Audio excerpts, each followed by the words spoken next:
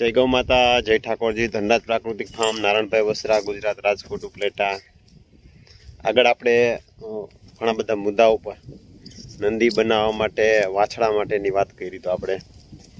તો હવે આપણે આગળ વાત કરીએ કે આપણે જે બધી આપણી ગાયું છે એમાં એકેય એવી ગાય નથી જે તમને હું એ જે બતાવી શકું કે લાંબા આવવાળી જે ગાય હોય અને એમાં પ્રશ્નો એવા બનતા હોય જેનું લાંબુ આવ હોય એના કારણે થઈને એને આચર બગડવા, આવ બગડવું, એના કારણે થઈ એને એ ગાય થોડી જાજી બીમાર રહેતી હોય.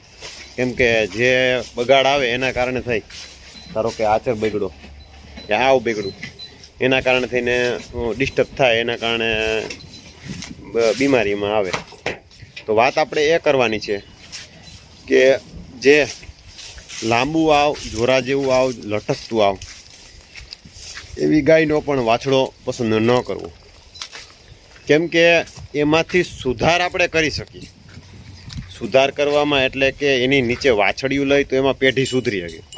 પણ જો એનો વાછડો લઈ આપણે અને એ આપણે નંદી બનાવવા માટે યુઝ કરીએ તો એ વાછડો ક્યાંક ને ક્યાંક આવનારા સમયમાં આપણા ગૌધન માટે હાનિકારક થઈ શકે.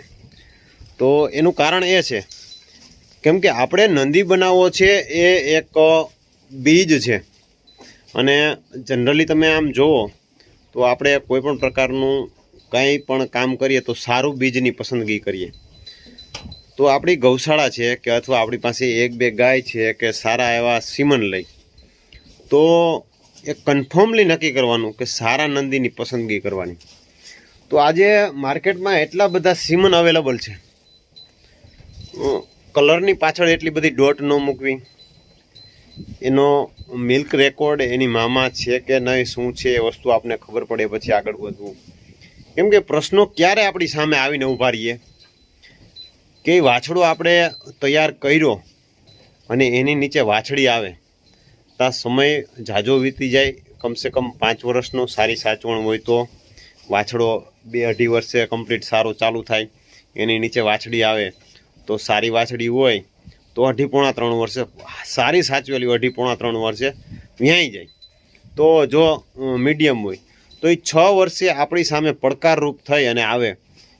આપણે દૂધ વગરના વેલાનો વાછડો પસંદગી કરીએ, 1 સાઈડ બ્રિડિંગવાળો સારો એવો વાછડો પસંદ કરીએ. 2 સાઈડ બ્રિડિંગ છે પણ તેમ છતાં જે માં છે એના બાપની મામાં દૂધ ઓછું છે, એની માં છે એમાં દૂધ ઓછું છે. આવા ઘણા બધા પડકારો છે. એટલે ખાસ કરીને કલરની પસંદગી પાછળ ન દોડવું.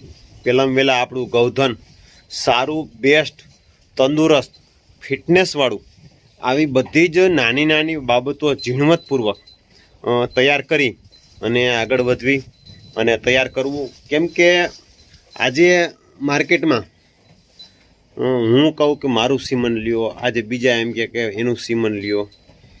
હું તમને બતાવું, આપણે જે રુદ્ર જ્યારે લઈ આવ્યા ત્યારે એને કોઈ પસંદ કરવા રાજી ન હોય એવી અવસ્થામાં હતો. 1.5 વર્ષનો વાછડો, અત્યારે એનો વાછડો અત્યારે 4.5 મહિનાનો છે ને એવડો 1.5 વર્ષનો વાછડો હતો. બરાબર. તો કહેવાનો હેતુ એ છે કે જો આપણે અત્યારે સ્ક્રીન ઉપર બતાવીએ એ રુદ્રનો વાછડો છે. બરાબર. હવે આ તમે જોઈ લીધો અને હવે આપણે જો આ બતાવીએ છીએ સ્ક્રીન ઉપર એ રુદ્ર છે.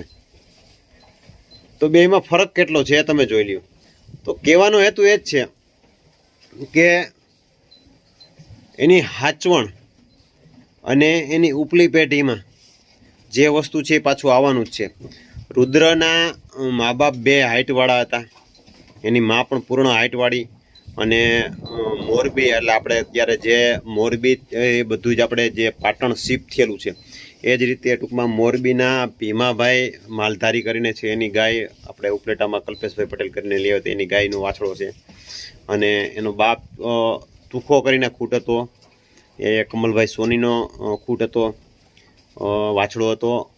અને એ સ્વામિનારાયણ કુંડળ મંદિરના તુખા ખૂટથી એની માં બ્રીડ થઈ હતી. અને એની માં મોહનની વાછડી હતી, મોહન ભરતભાઈ ઝાલાવડિયા, સ્વામિનારાયણ કુંડળ મંદિરનો. એટલે આમ ઓવરઓલ બધા જ એના મા બાપ છે એકદમ હાઈટ ગજાવાળા, પૂર્ણ હાઈટ ગજાવાળા. એની માં પણ નંદી જેવડી, આપણી પાછળ જે અત્યારે કાબરી દેખાય ને એના જેવડી, એનાથી ટૂંકમાં ગજાવાળી ગાય છે. આ જે આપણી કાબરી છે ને એનાથી પણ ગજાવાળી ગાય હતી. એટલે કહેવાનો હેતુ એ છે કે ભાઈ બ્રીડ પસંદ કરવી તો ભલે એનું જે બચપણ ઓલું થઈ ગયું છે, પણ તો એ એક વસ્તુ ફાઇનલી છે કે એમાંથી જે નીકળશે એ શ્યોર પેડિગ્રી નીકળશે.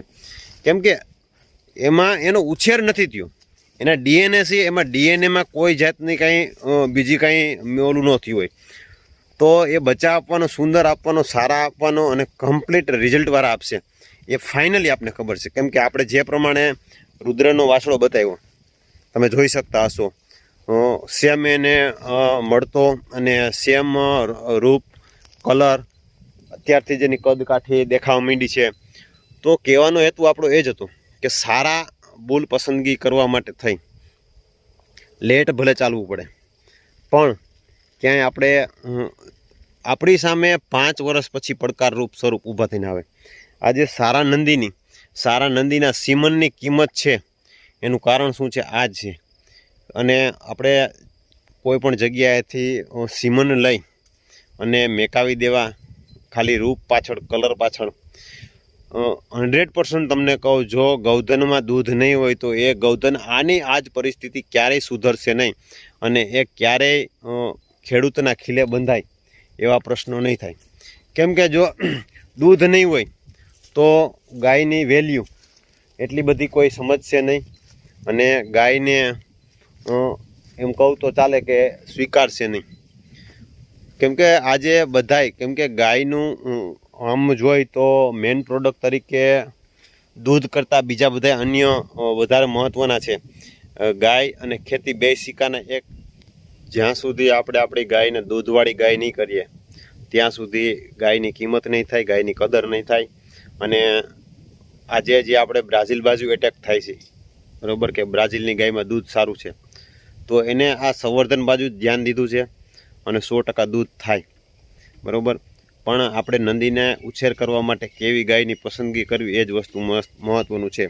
ગાય પ્યોરિટીમાં હોવી જોઈએ અને ગાયમાં દૂધ વધારે હોવું જોઈએ. વધારે ને વધારે દૂધવાળી ગાયમાંથી નંદીની પસંદગી કરવી અને વધારે દૂધવાળી ગાયમાં પાછા આપણે એ નંદીને મૂકી અને અપમાં લઈ જાય. ધીમે ધીમે એ જ રીતે સંવર્ધન સુધરે અને જેથી કરીને આપણે આગળ વધી શકીએ. તો આવા પ્રયાસો સાથે નંદીનો ઉછેર કરવો. કલરની પાછળ જો આપણે એમને રહેશું તો આજ દી સુધી જે આજે જાગૃતતા આવી, જાગૃતતા માત્ર રહે અને ગાય ઉપર કાંઈ કામ કર્યું હોય એવું લાગશે નહીં. તો ખાસ જણાવવાનું એ આપણે કે ગૌ સંવર્ધન પ્રત્યે જાગૃતતા જો આપણે લઈ આવી હોય તો નંદીની પસંદગી કરવી એ જ વસ્તુ મહત્ત્વનું છે. અને નંદીનો આપણે ઉછેર કરીએ અને જો એમાં રિઝલ્ટ મેળવવા માગીએ તો 6 વર્ષની આપણે રાહ જોવી પડે. તો એ કન્ફર્મલી છે. તો આવા બધા જ પાસાઓને ધ્યાનમાં લઈ અને ઉછેર કરીએ તો વાંધો ન આવે. અને સારી ગાયમાં દૂધવાળી ગાયવાળું હોય તો એ લેક્ટેશનમાં આપણે એમ થાય કે કન્ફર્મલી આપણે એને બનાવવો છે તો એને સારું એવું ફીડિંગ કરવા દઈ અને એને આપણે એ રીતનો ઉછેર કરીએ, સારું ફીડ ખવડાવીએ, સમય ઉપર એને કૃમિના અને જે વસ્તુ જે છે એ બધી જ વસ્તુ ઉપર ધ્યાન દઈ અને નંદીને આપણે આગળ વધીએ તો વાંધો ન આવડે. કેમ કે રુદ્ર આપણે લઈ આવ્યા પછી રુદ્રને ડેવલપ કરવામાં આજે વાતું બધાને આવડે કે નંદી ઉછેર કરવો એમાં શું છે.